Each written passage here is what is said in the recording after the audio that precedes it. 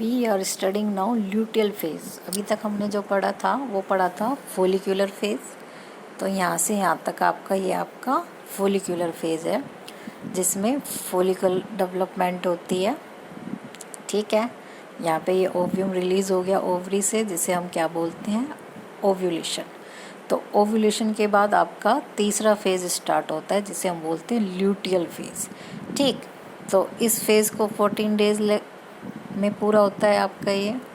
ठीक है, इसके बाद ये वाला भी आपका 14 डेज़ लेता है। तो टोटल आपके 28 डेज़ हो गए, यानी कि 28 डेज़ बाद फिर से आपकी मेंस्ट्रुएशन साइकिल स्टार्ट हो जाती है। ठीक है, तो मेंस्ट्रुएशन फेज़, फोलिकुलर फेज़ और उसके बाद ये ल्यूटियल फेज़। तो इस तरीके से ये रिपीट होते हैं अगर प्रेगनेंसी नहीं होती है। तो फोलिकुलर फेज़ में क्या होता है, यहाँ से ये एग रिलीज़ हो गया। एग रिलीज़ होने के बाद जो ये स्ट्रक्चर बचती है इसको हम बोलते हैं कॉर्पस ल्यूटियम। क्या बोलते हैं इसको हम, ये जो यहाँ एग निकल चुका है तो ये जो बची कुची स्ट्रक्चर है, ये वाली जो येलो कलर में है, ये आपकी क्या कहलाती है, कॉर्पस ल्यूटियम। इस स्ट्रक्चर का नाम है और इसी से इस फेज़ का नाम भी पड़ा है luteal phase, LUTEAL, luteal phase. और इस स्ट्रक्चर का नाम है कॉर्पस ल्यूटियम। ठीक है, अब ये जो कॉर्पस ल्यूटियम है, ये देखो, ये तीनों आपके कॉर्पस ल्यूटियम है जो ये येलो कलर में है। तो धीरे धीरे इसका साइज़ घट रहा है। ठीक है, अगर प्रेगनेंसी नहीं होती है तो ये धीरे धीरे डीजनरेट होता चला जाता है, यानी कि ऐसे है, उससे फिर ये और छोटा, फिर और छोटा, इस तरीके से ख़त्म हो जाता है। और ये जो हार्मोन निकालता है, ये हार्मोन निकालता है आपका प्रोजेस्टेरोन। कौन सा हार्मोन निकालता है ये, प्रोजेस्टेरोन। अब तक जो हार्मोन निकले थे वो थे आपके LH और FSH। और जब ये दोनों हार्मोन बिल्कुल पीक पे पहुंच जाते हैं उस वक्त आपका ओव्यूलेशन होता है। ओव्यूलेशन के होते ही आपके हार्मोन अब LH और FSH तो घट जाएंगे, यानी कि कम हो जाएंगे। अब कौन सा हार्मोन निकलेगा, प्रोजेस्टेरोन। और इसको कौन निकाल रहा है, ये आपकी जो स्ट्रक्चर है कॉर्पस ल्यूटियम। अब ये हार्मोन क्या करता है, ये जो एंडोमेट्रियम थी आपकी, एंडोमेट्रियम देखो आपकी, ये जो सबसे अंदर वाली लेयर है रेड कलर में, दिस इज़ एंडोमेट्रियम। ठीक है, तो जब तक ये हार्मोन निकलता है, कौन सा, प्रोजेस्टेरोन, वो इसको मेंटेन रखता है। ठीक है, यानी कि इसको बनाए रखता है। और जैसे ही प्रोजेस्टेरोन ख़त्म हो जाता है, यानी कि हार्मोन निकलना बंद हो जाता है, तो ये आपकी टूट के बाहर आती है, जिसको हम क्या बोलते हैं, मेंस्ट्रुएशन। ठीक है, तो बात क्लियर हुई। तो क्या रोल है इसका, यहाँ हम देखते हैं ल्यूटियल फेज़ है हमारा ये।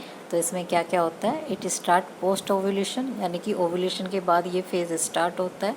Remains of Graafian follicle forms corpus luteum. ठीक है, रिमेन्स यानी बचे कुचे, ग्राफियन फॉलिकल का बचा हुआ भाग, जब उसमें से एग निकल जाता है, उसका जो बचा हुआ भाग है वो क्या बनाता है, वो आपका बनाता है कॉर्पस ल्यूटियम। ठीक है, और इससे आपका कौन सा हार्मोन निकलता है, प्रोजेस्टेरोन। ठीक है, progesterone is hormone secreted bye corpus luteum and endometrium is maintain. तो इस हार्मोन की वजह से एंडोमेट्रियम आपकी बनी रहती है।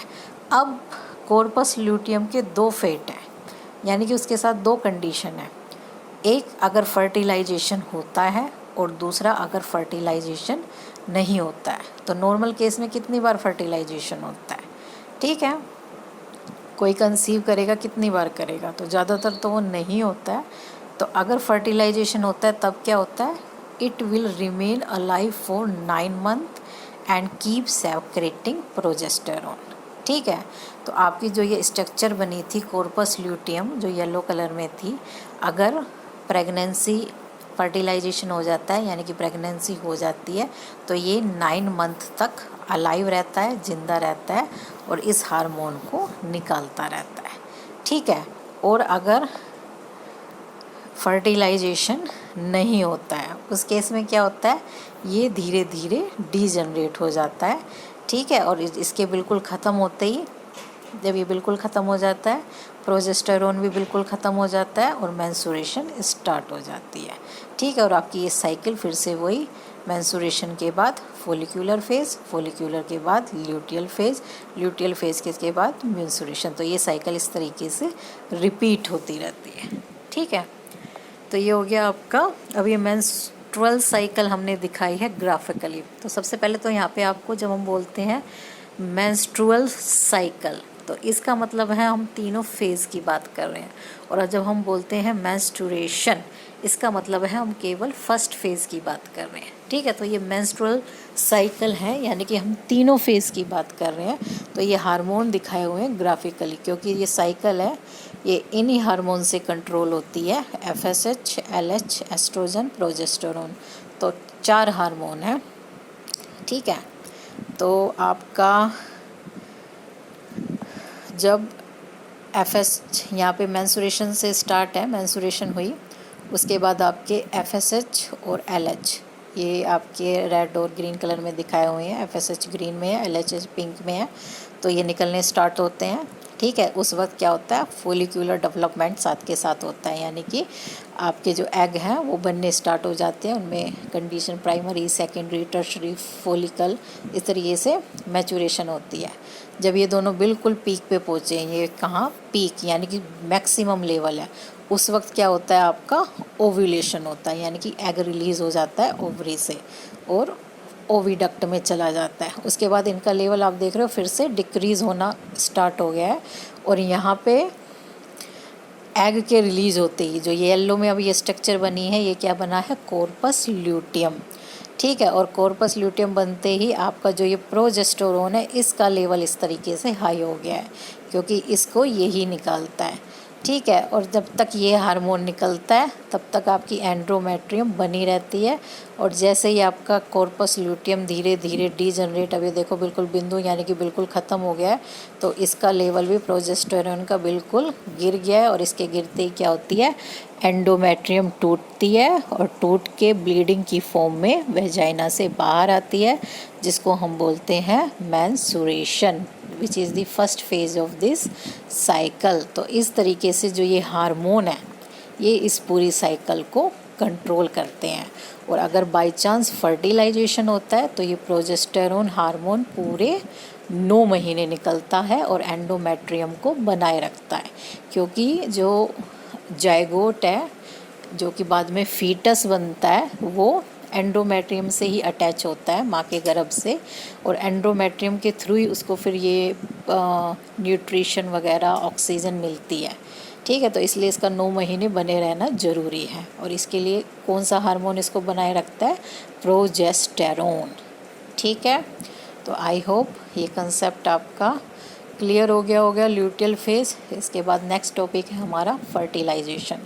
तो फर्टिलाइजेशन हम जानते हैं, fusion of sperm and ovum, दोनों के गैमीट बन गए, स्पर्म बन गया, ओव्यूम बन गया, दोनों के फ्यूज़न को हम क्या बोलते हैं, फर्टिलाइजेशन बोलते हैं।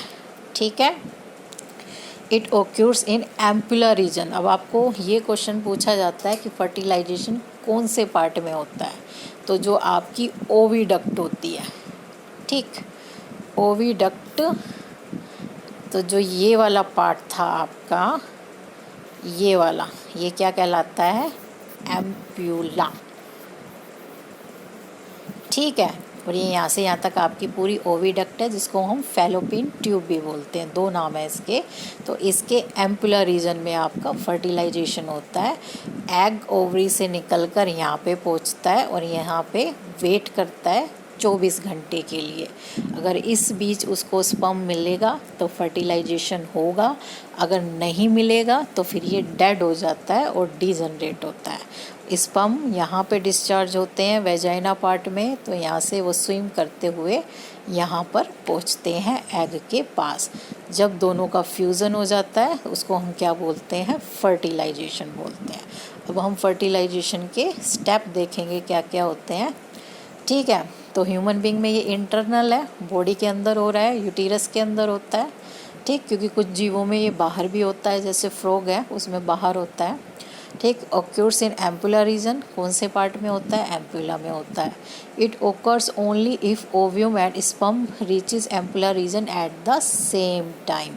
अगर दोनों दोनों की टाइमिंग करेक्ट है, एक ही टाइम पे पहुँचें तभी फर्टिलाइजेशन होता है, यानी कि तभी वुमेन कंसीव कर पाती है, अदरवाइज नहीं कर पाएगी अगर टाइमिंग थोड़ा सा भी अलग हो जाता है। ठीक है, यानी कि मेंस्ट्रुएशन के 14 डेज़ बाद बेस्ट टाइम होता है कंसीव करने का। उसके बाद ये टाइम, क्योंकि फिर जो एग रिलीज़ हुआ था वो डेड हो जाता है, तो चांसेस घट जाते हैं। ठीक है, तो स्टेप बाय स्टेप ये पूरी प्रोसेस है। सबसे पहले ओव्यूम बना, ओवरी से निकल कर कहाँ पहुँचा? फैलोपियन ट्यूब में पहुँच गया, एम्पुला पार्ट में। उसके बाद sperm enter through vagina, vagina से एंटर करते हुए वो कहाँ पहुँचा? फैलोपियन ट्यूब में पहुँच गया। स्पर्म एंटर द एग, उसके बाद स्पर्म एंटर करता है किसके अंदर? एग के अंदर। ठीक है, important. Sperm enter the egg और fusion of the nucleus of sperm and egg is दोनों के न्यूक्लियस का फ्यूज़न होता है। ठीक है, दोनों हैप्लॉइड हैं, दोनों के पास क्या है? 23 क्रोमोसोम है, तो दोनों मिलके 23 प्लस 23 कितने हो जाते हैं? 46। ठीक है, तो इसी को हम क्या बोलते हैं? फर्टिलाइजेशन, यानी कि दोनों के न्यूक्लियस मिलकर एक हो जाते हैं। ठीक, तो ये how fusion occurs between sperm and ovum. तो इसको थोड़ा सा और डिटेल में बताया हुआ है कि sperm comes in contact with, ये थोड़ी अब फिजियोलॉजिकल पार्ट आ गया है कि किस तरीके से होता है कि ये जैसे एग है, एग का हमने केवल आधा पार्ट ही दिखाया हुआ है, पूरा नहीं दिखाया हुआ है, क्योंकि एग बड़ा होता है स्पर्म के मुकाबले काफ़ी, और स्पर्म बहुत छोटे होते हैं। और दूसरी बात, जो स्पर्म निकलते हैं वो मिलियंस में निकलते हैं, एक बार में कम से कम मिलियंस स्पर्म निकलते हैं, लेकिन एग केवल एक बार में रिलीज़ होता है, एक महीने में केवल एक रिलीज़ होता है, एक बार लेफ़्ट से, नेक्स्ट मंथ राइट से, फिर इससे, मतलब इस तरह से अल्टरनेट पे। तो जब स्पर्म पहुँचते हैं, इन मिलियंस में से जो स्पर्म है सारे नहीं पहुँच पाते, काफ़ी सारे इनमें मतलब ठीक से नहीं बनते, कि कोई स्विम नहीं कर पाता, किसी की टेल नहीं बनी, तो उनमें से और कुछ पहुँचते ही रास्ते में ही डेड हो जाते हैं। तो बहुत थोड़े से होते हैं जो एग के पास पहुँचते हैं। ठीक, अब उनमें से भी आप देखो इतने सारे स्पर्म है, इनमें से लेकिन केवल एक, ये वाला, ये है जो इसके अंदर एंटर कर पाया है। तो ये जैसे आपको अगर एग की स्ट्रक्चर याद हो, हमने एग की स्ट्रक्चर पढ़ी थी, तो किस तरीके की स्ट्रक्चर थी? ये एग है, बाहर इस तरीके से जोना पेलुसिडा थे, और कोरोना रेडिएटा थी, और उसके बाद थी आपकी जोना पेलुसिडा। तो ये जो आपकी स्ट्रक्चर दिखाई है, ये जोना पेलुसिडा है। तो जो स्पर्म है उसका जो हेड पार्ट होता है वो एंट्री करता है इसी में, जोना पेलुसिडा में, और केवल कोई एक स्पर्म है। स्पर्म की अगर आपको स्ट्रक्चर याद हो तो एक कैप लाइक स्ट्रक्चर थी, जिसको हम क्या बोलते थे? एक्रोजोम। क्या था ये? एक्रोजोम। तो एक्रोजोम के अंदर क्या होते हैं? एंजाइम्स होते हैं, वो अपने एंजाइम्स रिलीज़ करता है, जिससे ये जो जोना पेलुसिडिया है वहाँ से डिज़ोल्व हो जाती है, कट जाती है। ठीक है, इसके डिज़ोल्व होते ही अपना अंदर का जो न्यूक्लियस है उसको एग के अंदर डाल देता है। ठीक है, और एग के अंदर डालते ही क्या होता है? इसकी जो टेल होती है वो टूट जाती है, ये अपनी टेल से डिसकनेक्ट हो जाता है, यानी कि इसका केवल हेड पार्ट है जो एग के अंदर पहुंचता है। और इतना होते ही एक केमिकल चेंज होते हैं एकदम से, जो ये जोना पेलुसिडा है ये एकदम से इतनी हार्ड हो जाती है कि बाकी कोई भी स्पर्म फिर इसमें एंट्री ना कर सके, क्योंकि एक स्पर्म से तो फर्टिलाइजेशन होगा, अगर 2 से हो गया तो क्रोमोसोम नंबर ही चेंज हो जाएंगे। ठीक है, तो इस वजह से एक के अंदर आते ही, एक स्पर्म के अंदर आते ही चेंज आता है जोना पेलुसिडा में, और वो बहुत ज़्यादा हार्ड हो जाती है, फिर इसको कोई भी स्पर्म डिज़ोल्व नहीं कर सकता। और जो सा एक अंदर चला गया उसका केवल हेड पार्ट अंदर जाता है, और जो टेल है वो उसकी बाहर रह जाती है। अब इस हेड में से, हेड में क्या होता है? उसका न्यूक्लियस होता है, यानी कि 23 क्रोमोसोम होते हैं, वो इसके न्यूक्लियस के साथ फ्यूज़ हो जाते हैं। इस तरीके से आपका जो फर्टिलाइजेशन है वो कंप्लीट होता है। इसमें भी हमने यही दिखाया हुआ है, काफ़ी सारे स्पर्म है लेकिन केवल एक स्पर्म है जिसकी टेल बाहर दिखाई है और ये हेड इसका अंदर आ गया है और फिर इन दोनों का अंदर क्या हो जाता है, फ्यूज़न हो जाता है। ठीक है, तो इस तरीके से आपका जो फर्टिलाइजेशन है वो कंप्लीट होता है। ठीक, अब रिज़ल्ट क्या है फर्टिलाइजेशन का, तो क्या बनता है फर्टिलाइजेशन के बाद, सिंगल सेल्ड जायगोट। ठीक है, वो सेल जिसके अंदर 2 न्यूक्लियस फ्यूज हो चुके हैं, स्पर्म का और एग का। ठीक है, अब ये स्ट्रक्चर आपकी क्या कहलाती है, जायगोट। सिंगल सेल है लेकिन जायगोट है, 2n हो चुकी है, अब ये डिप्लॉयड है। ठीक है, जबकि आपके जो ये थे हैप्लॉइड थे।